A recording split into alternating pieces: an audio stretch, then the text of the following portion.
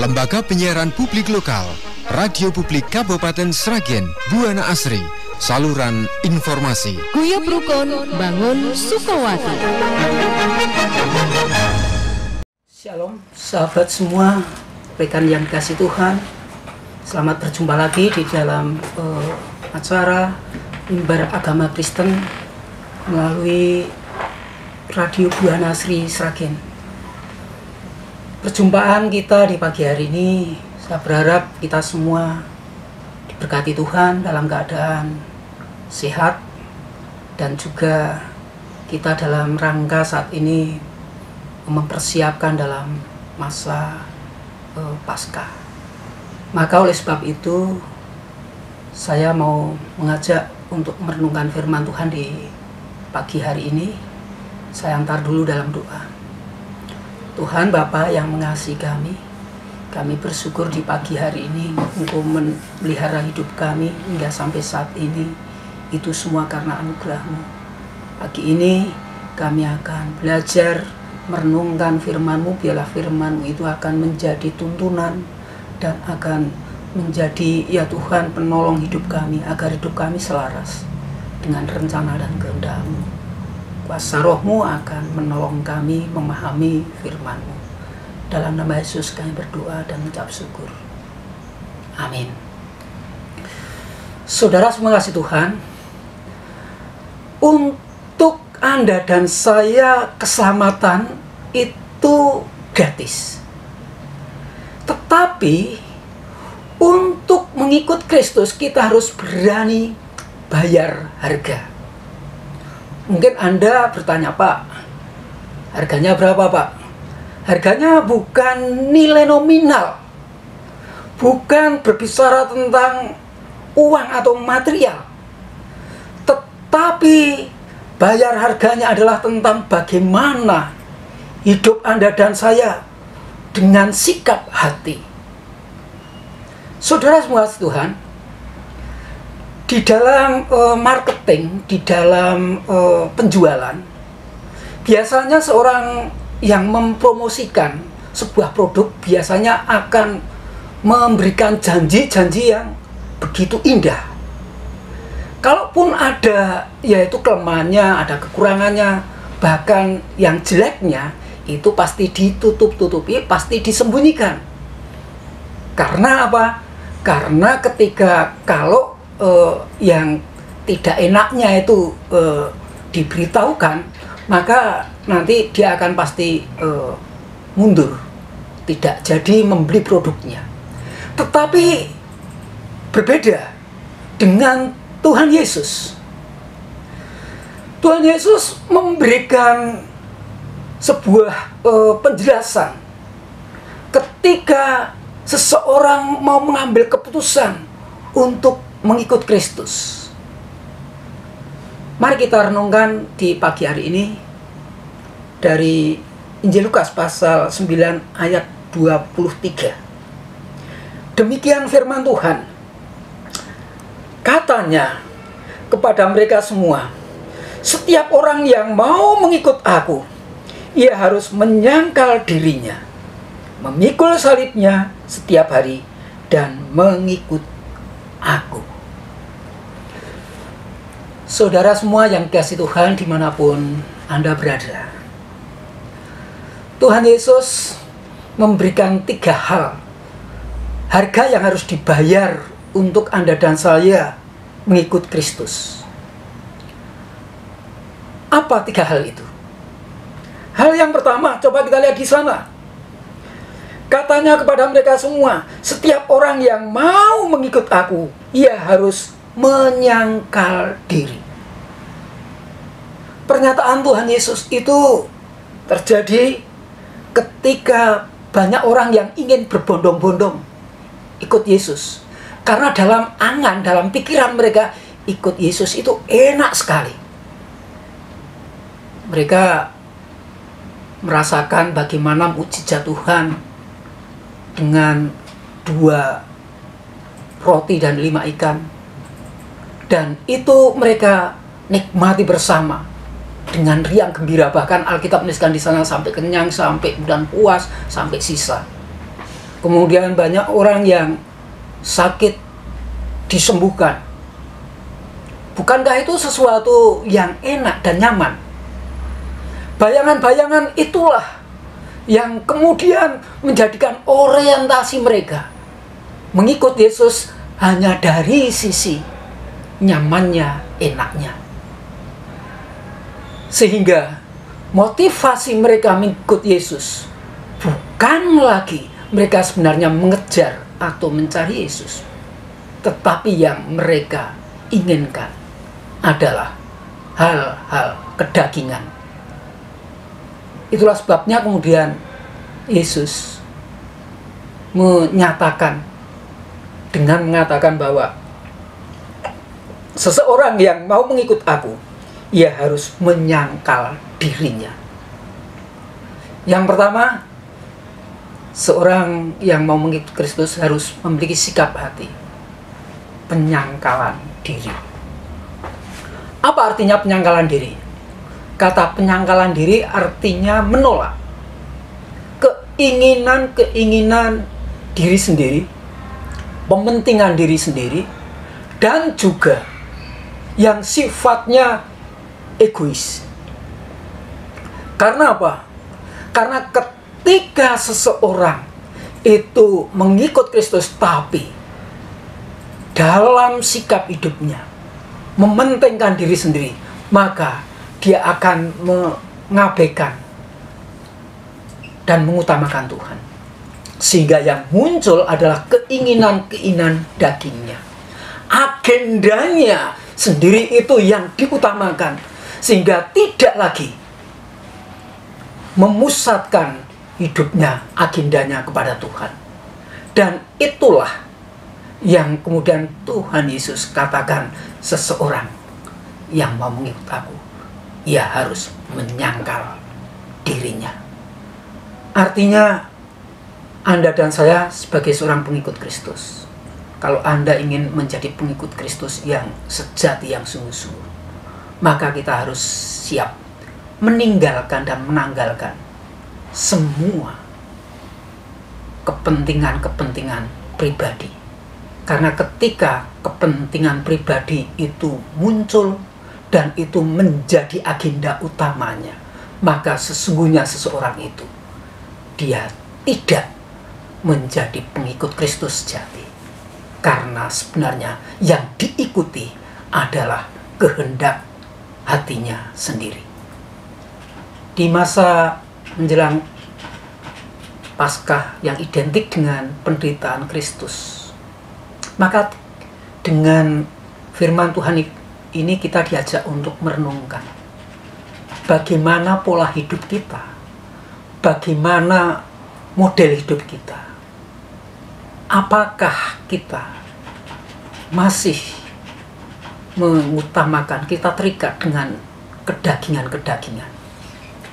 Ketika hidup kita masih terikat dengan kedagingan-kedagingan, maka sesungguhnya kita belum menyerahkan hidup sepenuhnya kepada Tuhan. Maka itulah sebabnya Anda dan saya mari saat ini kita belajar hidup kita untuk rela dipimpin oleh Roh.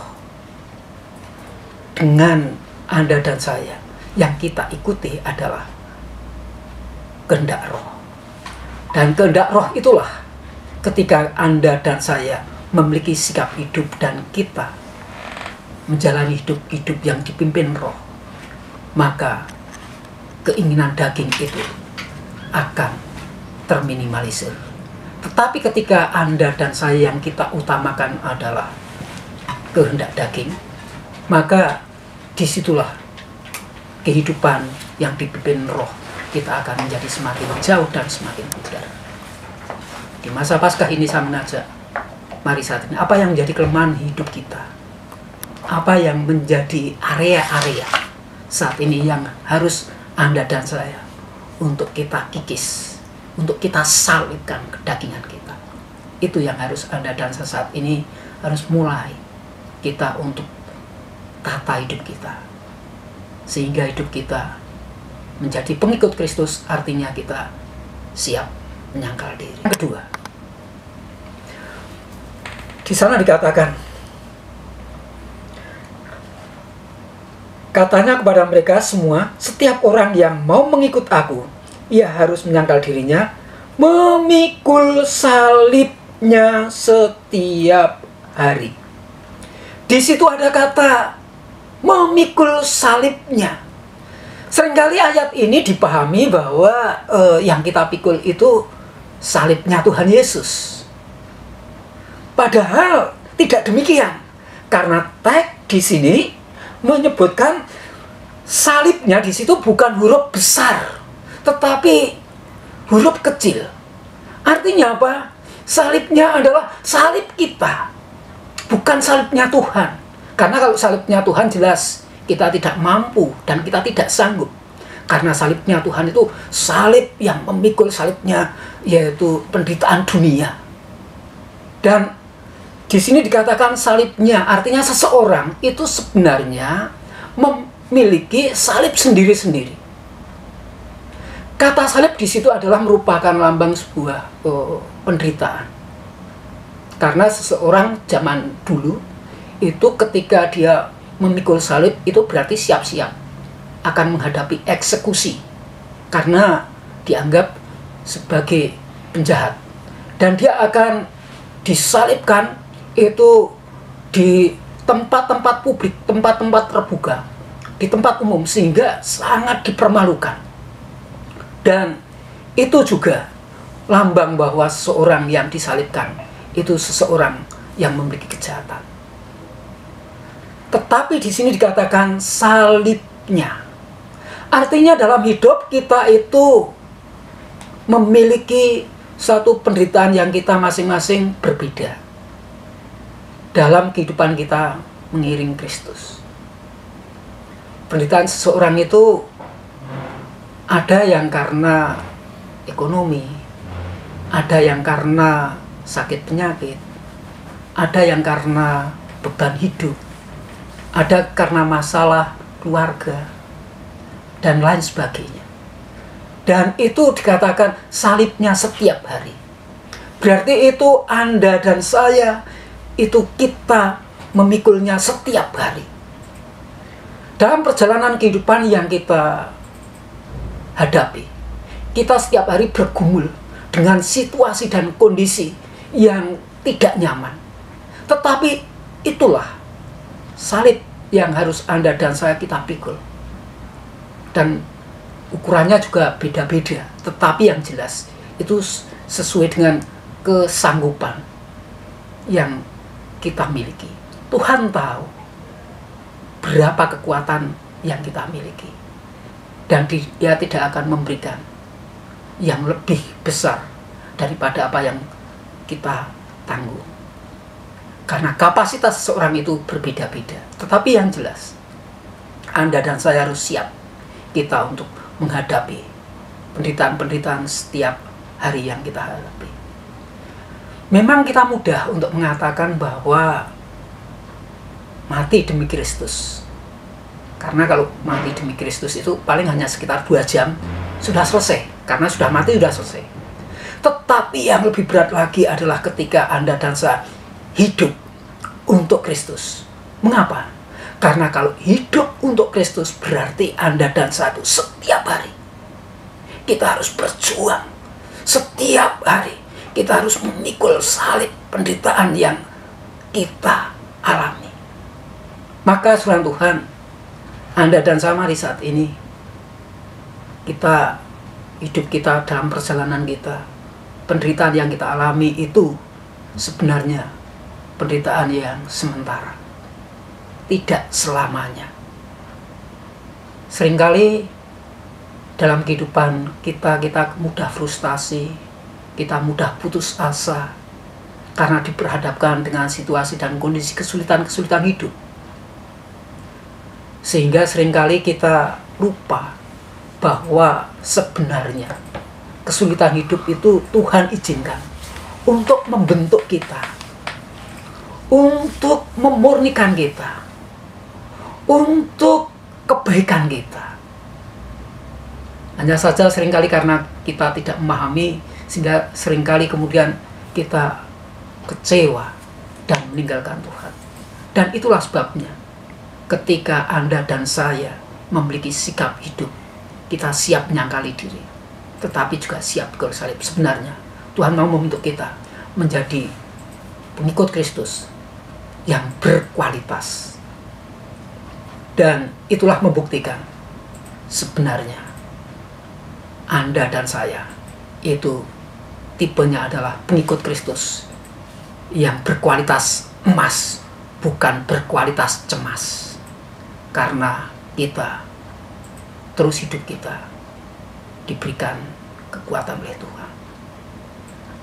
Maka kehidupan kita sebagai pengikut Kristus, salib itulah yang harus Anda dan saya jalani dan harus kita pikul.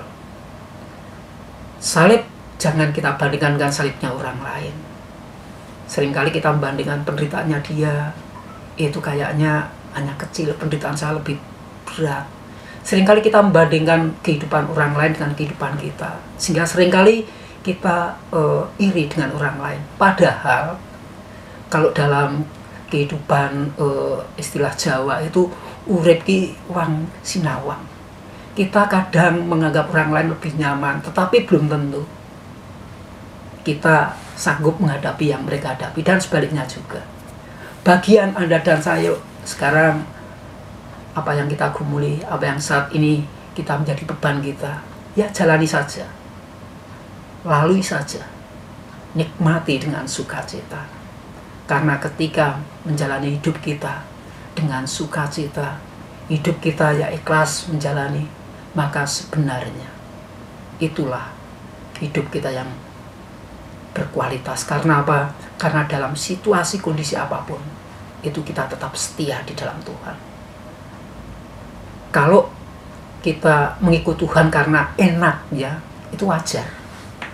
Tetapi ketika dalam kondisi yang paling sulit sekalipun, iman kita masih setia kepada Tuhan, itulah sebenarnya yang membuktikan kita sungguh-sungguh di dalam Tuhan, pengikut Kristus yang sejati.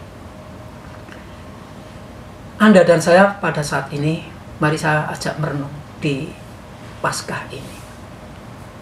Bagaimana kehidupan Anda dan saya saat ini?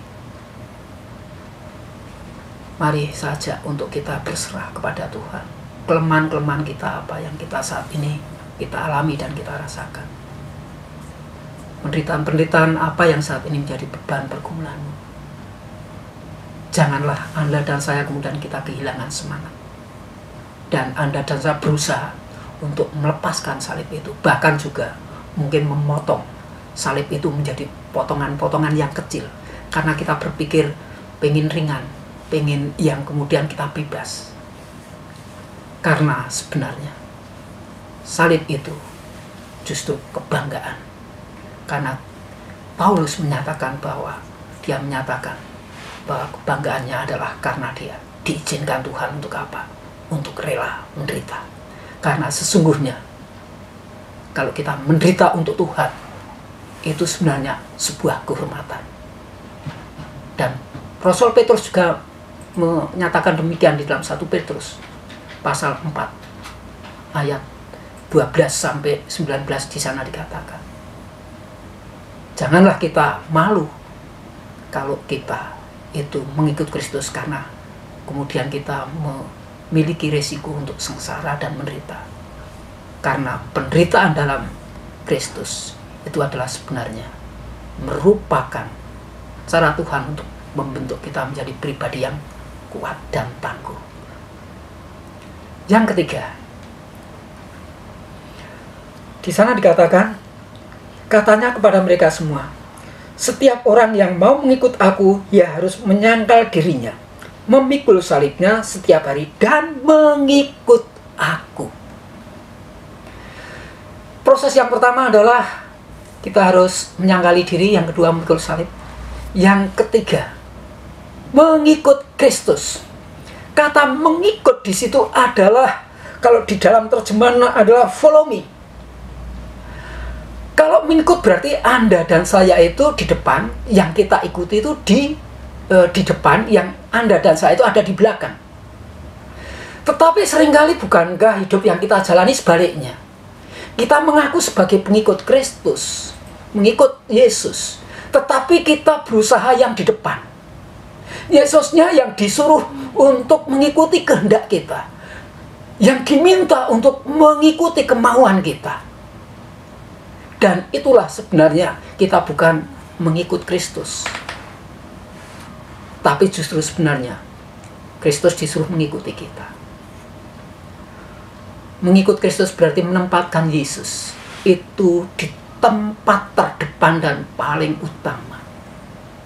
Tetapi juga mengikut Kristus berarti kita siap. Segala sesuatu, pola hidup yang kita miliki adalah pola hidup yang selaras dengan Kristus. Model cara hidupnya juga seperti Kristus. Maka sebenarnya goal, tujuan orientasi orang percaya itu mengikut Kristus itu hidup serupa dengan Kristus. Maka Roma pasal 12 ayat yang ke-2 di sana dikatakan, "Hendaklah jangan serupa dengan dunia ini, tapi berubahlah oleh pembaharuan budimu." Pasal 8 juga di sana dikatakan bahwa kita, Anda dan saya, itu menjadi anak-anak yang segambar serupa dengan gambarannya. Kata serupa itu seperti yaitu pola yang harus diikuti. Kalau di dalam bahasa Yunaninya itu typos, tipe. Artinya pola yang harus diikuti, yang harus dilakukan.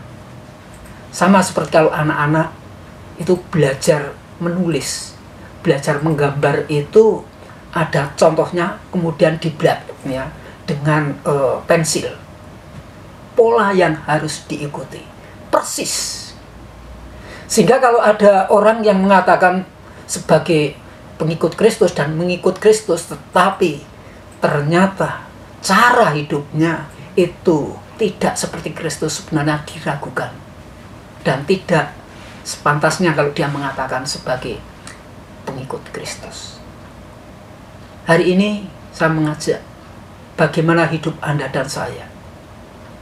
Karena kehidupan yang kita jalani kalau kita mengikuti Kristus, berarti Anda dan saya, kita harus siap. Cara berbicara kita, cara bersikap kita, apakah kita benar-benar seperti Kristus? Karakter Kristus itulah yang harus muncul kalau Anda dan saya berani menyatakan sebagai pengikut Kristus. Ketika Anda dan saya yang kita agendakan bukan hidup serupa dengan Kristus, seringkali inilah yang kemudian membajak, tetapi juga yang membelokkan arah hidup kita. Karena yang kita kejar seringkali hanya berbicara tentang materi dan materi. Akhirnya sesungguhnya fokus kita sudah tidak lagi hidup mengikut Kristus. Maka pagi ini di dalam menyongsong Paskah, saya mengajak, sudahkah kita hidup kita menjadi pengikut Kristus dan kita mengikuti Kristus seperti apa yang Tuhan itu kerjakan? Caranya bagaimana? Caranya tidak lain dan tidak bukan. Mari saat ini kita tiap hari kita terus belajar kebenaran firman Tuhan. Dengarkan firman Tuhan, karena iman timbul dari pendengaran. Dan ketika Anda dan saya yang kita dengarkan firman Tuhan, maka itu akan masuk di dalam kehidupan kita, hati pikiran kita yang selanjutnya. Itu akan membawa kehidupan kita selaras dengan Tuhan.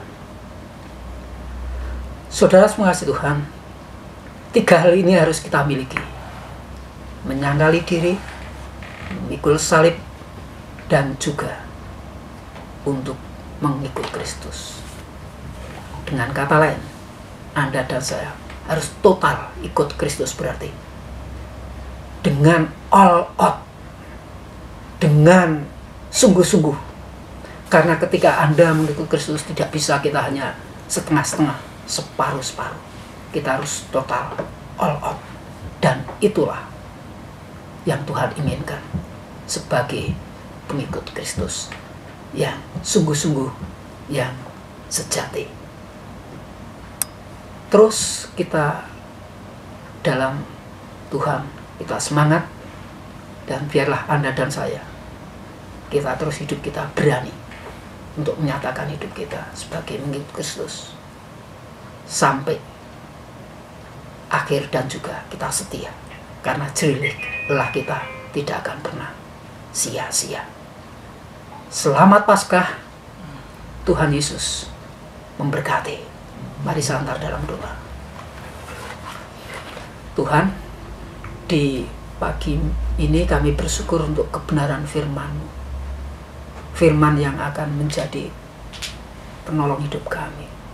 Bila di masa saat ini kami menyambut Paskah ini, kami rela bersedia untuk menderita bersama-sama dengan Engkau, sebagai wujud bahwa kami setia di dalam Engkau. Kami siap meninggalkan dan menanggalkan segala kedagingan kami, pementingan diri sendiri. Kami mau belajar untuk mengutamakan Tuhan. Terima kasih Tuhan, hamba-Mu selesai berbicara, tapi kuasa Roh Allah akan menolong. Kuasa Roh-Mu akan menjelaskan secara pribadi bagi kami. Kami menyerahkan hidup kami dalam nama Tuhan Yesus. Haleluya. Amin.